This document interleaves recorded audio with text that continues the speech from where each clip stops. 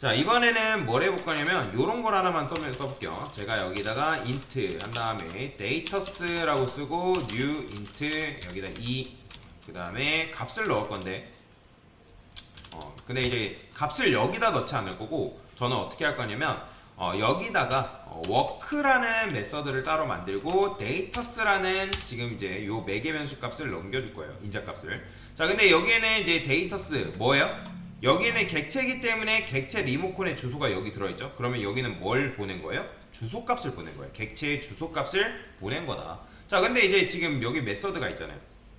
그러면 이 메서드는 어디서 호출되고 있다? 메인 안에서 지금 호출되고 있기 때문에 그러면 얘는 어디서 만들어야 되는 거예요? 바로 메인 클래스 안에서 여러분들이 만들어줘야 된다라고 보시면 됩니다. 근데 이제 메인 클래스에서 워크라는 요걸 만들어도 당연히 뭐예요? 실행이 안 돼요. 왜 그러냐면 여기 보면 에러 뜨죠? 왜 그러냐면 메인 안에서 호출되는 녀석이 스태틱이다? 그러면 이 워크도 마찬가지로 뭘로 만들어줘야 된다? 스태틱으로 만들어줘야 됩니다. 이건 규칙입니다. 자, 그 다음에 여기도 이제 이게 인자값을 넘기고 있는데 얘는 리모컨 주소가 들어오니까 여기다가 이런 식으로 받아줄 수 있겠죠. 자, 그러면 이제 받아준 걸 이용해서 데이터스에는 요게 이제 메인에서 보내준 리모컨의 주소가 여기로 들어가니까 0번째에다가 10 넣어볼게요. 10. 그 다음에 뭐 1번째, 2번째. 자, 근데 우리가 공간이 실질적으로는 몇 개짜리예요? 얘는 객체가 사람 2명 탈 수 있는 객체죠. 그죠? 그러니까 사람 2명 탈 수 있는 객체를 하나 만든 건데 지금 제가 값을 몇 개 넣었다? 3개를 넣었어요. 자, 3개를 넣고 이렇게 실행을 하게 되면 당연히 에러가 뜹니다. 자, 보이죠? array index out of bounds. 즉 배열의 인덱스의 경계선을 너가 벗어났다. 그러니까 원래는 여러분들이 값을 2개만 넣게끔 되어 있는데 제가 3개를 넣었기 때문에 이런 식의 에러가 나온다는 거예요. 자, 그러면 제가 뭐 할 거냐면 자바에서는 이 에러를 잡는 문법이 존재합니다. 그게 바로 뭐냐면 try catch예요. try catch. 자, 요거는 굉장히 많이 사용되기 때문에 잘 알고 계셔야 됩니다. 자, try catch라는 거는 여러분들의 특정 에러를 잡을 때 사용할 수 있어요. 근데 특정 에러를 잡을 때만 사용하는 게 아니라 조금 더 코드를 안정적으로 실행시키게끔 만들 수 있게 하는 문법이다라고 보시면 되는데, 자, 그러면 왜 이거를 사용하냐? 여러분들이 코드를 사용하다 보면 이런 식으로 내가 뭔가 데이터를 잘못 입력하거나 내 의도와는 상관없이 뭔가 어떤 값을 고객이 잘못 입력한 걸 통해서 프로그램이 펑 터질 수가 있단 말이에요. 근데 생각해봅시다. 여러분들이 어떤 개발을 해가지고 설계를 하는 입장인데 고객이 여러분들 프로그램을 이용하다가 고객 입장에서 뭔가를 잘못 입력했어요. 근데 잘못 입력했는데 웹사이트가 펑 하고 터져버렸어요. 작동이 안 된대요. 그럼 될까요? 안 될까요? 당연히 안 되겠죠. 자, 즉 무슨 말이냐면 이런 식으로 에러 메시지를 보여주는 것보다 조금 정중하게 표현해 주는 게 훨씬 더 좋다라는 거예요.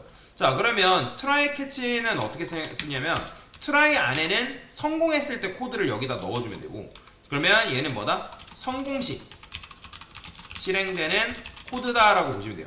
자, 그러면 지금 우리가 어떤 에러를 잡으려고 하는 거예요? 요 array index라는 걸 잡으려고 하는 거죠. 그래서 여기다가 arr 이런 식으로만 검색해도 나오죠. 자, 여기다가 2라고 쓸 건데 이거 변수예요, 변수. 에러다라고 보시면 됩니다. 자, 그래서 여기다 2를 출력해보면 요거 어떻게 나올까요? 자, 실행해보면 아까처럼 에러가 나가지고 펑 터지는 게 아니라 어때요? 얘가 지금 뭐 때문에 실패했는지 그 실패에 대한 에러를 이런 식으로 보여준다는 거예요. 보이죠? array index out of bound exception index to out bound, 그러니까 length, 즉 길이를 벗어났기 때문에 이런 식으로 에러가 난다. 자, 근데 사실 자바를 모르는 사람들은 여러분들 요것만 보고 이게 뭐 때문에 에러가 났다, 뭐 때문에 잘못됐다 라고 알 수 있을까요? 당연히 모르겠죠. 그리고 여러분들이 같이 일하는 동료들끼리 물론 이제 개발하는 사람들은 이게 뭔 의미인지는 알지만 만약에 신입 개발자들끼리 프로젝트를 진행한대요. 근데 여러분들도 작업을 해보면서 아시겠지만 에러 메시지를 잘 안 읽어요. 초보자들이 잘 안 되는 게 뭐냐면 빨간 줄 뜨면 빨간 줄에 대한 것들을 무시한단 말이에요. 근데 그 빨간 줄을 무시하는 게 아니라 경고창이 떴으면 뭐 때문에 경고가 나온지를 살펴볼 필요가 있어요. 자, 근데 어쨌든 왜 제가 이걸 말씀드리냐면 지금 에러가 떴을 때 얘가 뭐 때문에 대한 에러인지 한눈에 알아보기가 쉽지 않다라는 거예요. 여기까지 이해되시나요? 한눈에 알아보기 쉽지 않다. 자, 그래서 여러분들이 의도적으로 에러를 터뜨리는 방법이 있습니다. 자, 여기다가 만약에 데이터스의 랭스가 3보다 작다. 즉 이거는 무슨 말이냐면 나는 데이터를 3개를 넣는 게 내가 할 일이에요. 나는 이렇게 해야 되는 게 내 의무인데 근데 지금 우리가 넘겨준 건 길이가 몇 개짜리예요? 2개짜리란 말이에요. 2개짜리를 넘겨줬기 때문에 당연히 실행이 안 되겠죠. 그렇기 때문에 여기서 아예 에러를 펑 터트려서 막아주는 거예요. 자 그러면 그건 어떻게 하냐, throw 그 다음에 new illegal, 이거는 여러분들 에러 메시지 종류를 다르게 할 수도 있습니다. 자 저는 illegal argument exception이라는 에러를 일부러 터뜨릴 거예요. 얘는 뭐냐면 인자값을 잘못 넘겼을 때 나오는 에러라고 생각하시면 되거든요. 왜냐면 지금 우리가 데이터스에다가 객체 리모컨이 여기 전달돼서 들어오는데 우리가 해야 되는 거는 원래 의도한 일은 뭐다?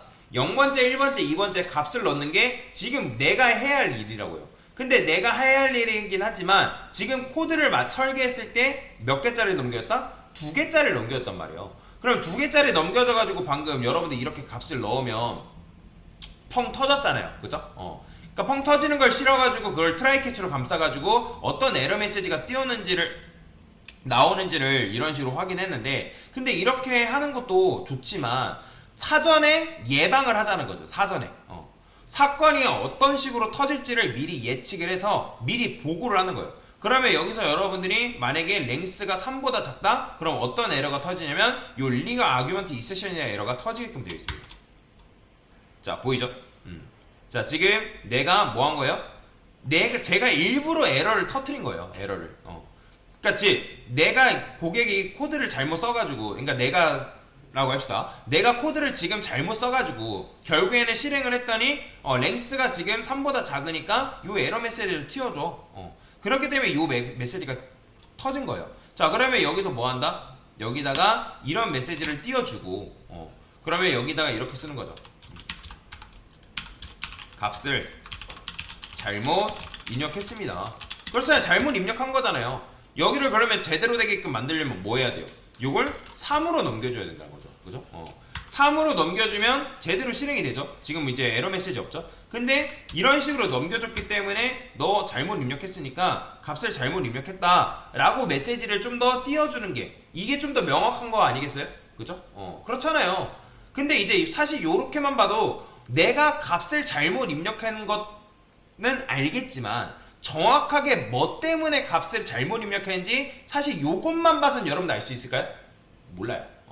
그래서 코드라는 거는 여러분들이 설계를 하실 때 조금 더 정확하게 해줄 필요가 있다라고 보시면 되거든요. 그러면 지금 요게 문제가 되는 게 뭐예요? 배열의 사이즈가 2기 때문에 결국에는 문제가 나오는 게 원인이잖아요. 그죠? 그러면 우리는 지금 원인을 알고 있어요. 그러면 그 원인에 대해서 너가 잘못 입력했기 때문에 그것 때문에 나오는 에러야 라고 따로 여러분들 커스텀 에러를 만들 수가 있습니다. 클래스, 자 여기다가 입력된 배열의 사이즈가 3보다 작은 이 세션이라고 이렇게 쓸게요. 이 세션은 여기서 가져올게요. 자 그러면 여러분들이 요거 딱 보면 뭘 알아요? 아 지금 입력된 배열의 사이즈가 3보다 작아서 이런 에러가 터지는구나. 근데 이 에러 메시지를 여러분 띄우려면 여기다가 어떤 걸 상속받아야 되는데 어떤 걸 상속받아야 되냐면 런타임이라는 걸 상속받아야 돼요. 런타임 입세션이라는 걸 이런 식으로 상속을 받으셔야 돼요. 자 그러면 이렇게 상속받았을 때 여러분들이 요 해당 클래스를 뭐 할 수 있냐면 얘를 에러 메시지로 대체해서 사용하는 게 가능합니다. 자 그러면 여기에 이제 이렇게 썼기 때문에 얘가 뭐 때문에 발생한 에러인지를 정확히 알기 힘들다 했죠. 그죠? 그러니까 일리가 아규먼트 익세션 여러분들 찾아볼 수밖에 없단 말이에요. 근데 내가 원하는 건 뭐예요? 조금 더 에러 메시지에 대해서 정확했으면 좋겠다. 그러면 어떻게 한다? 여기다가 이렇게 쓰는 거예요. 이런 식으로 이렇게 입력된 근데 입력된 배열의 사이즈가 3보다 작은 이건 뭐야? 복사되다 말았네요. 이렇게 써줘야죠. 이런 식으로. 자 마찬가지로 여기다가 여러분들이 이렇게 써주는 거예요. 이렇게. 자 그러면 실패한 경우에는 이런 식으로 나오는 거죠. 아니면 여기다가 여러분들이 2라고 출력해 볼게요. 그러면 어떻게 나온다? 실행했을 때 자 보이죠? 입력된 배열의 사이즈가 3보다 작은 이 세션 이런 식으로 뜨는 거예요. 그러면 어때요? 아까 첫 번째 코드보다 첫 번째보단 두 번째가 나은 거고 두 번째 코드보다는 뭐가 더 나은 거다? 얘가 훨씬 더 나은 거다. 그런데 얘도 귀찮은 점이 있어요. 어떤 게 귀찮을까요? 내가 클래스를 직접 이런 식으로 만들어야 됩니다. 근데 이제 실무에서는 실제로 이런 식으로 예외 클래스를 직접 내가 만들어가지고 커스텀해가지고 사용하는 경우가 있어요. 근데 여러분들이 이거는 정말 필요한 경우 외에는 안 쓴다라고 생각하시면 됩니다. 자, 여튼간에 이런 식으로 뭐 할 수 있다? 내가 그 해당 에러 메시지를 조금 더 정교하게 변경시킬 수가 있다라고 보시면 되겠습니다. 됐습니다.